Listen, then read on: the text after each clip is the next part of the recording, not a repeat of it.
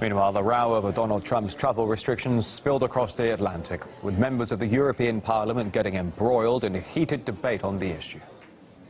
I'm sure that it's a great shock to you to see that a genuinely elected Democrat is doing what he was put in to do.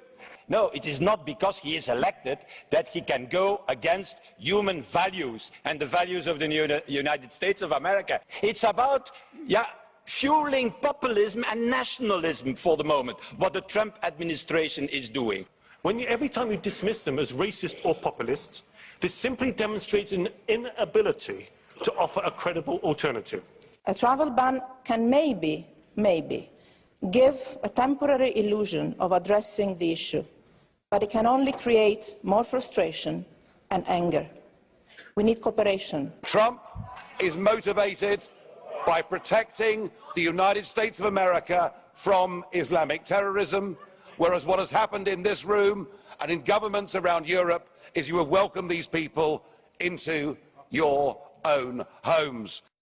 While Nigel Farage was speaking in support of Donald Trump, another British MEP was holding a piece of paper with the words, "He's lying to you," behind him. Seb Dance later justified the move due to, quote, the lack of challenge to populism. He was approached twice with a request to put the sign down, but still managed to keep it up until the end of Farage's speech.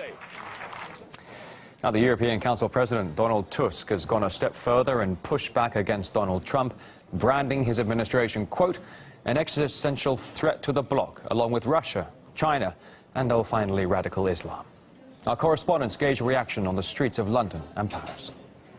Which of these countries do you think are a threat to Europe? Russia. To Europe, so not the United Kingdom. Europe, yes. To Europe as a whole. You could say the United States to Europe at the moment. Well, what do you think about Donald Tusk saying that the U.S. is now basically, along with Russia, China, and radical Islam, in terms of threats to the European Union? It was always assumed that the United States would be very much on the side of Europe as it has been through NATO and the rest of it. So, yes, it is surprising. I don't like Trump, but I don't think the United States is a threat. He's a little bit crazy, so to speak.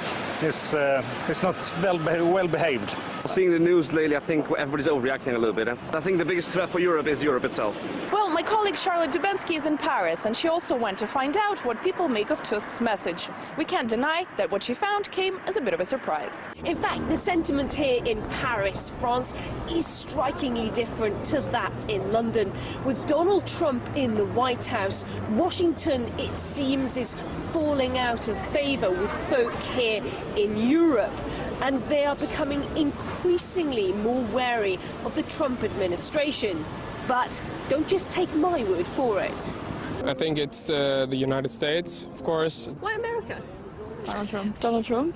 Because you don't know how he wants to manage his politics. Probably Russia? There. Anything else? Well, maybe the U.S. right now, since Trump. Since Trump, right. Oh, he definitely is a threat.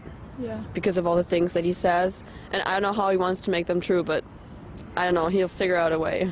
Now that Donald Trump is in charge, maybe it could be a big threat. This is, of course, not a scientific poll, but you can't ignore the unity and strength of opinions of all the people we questioned here.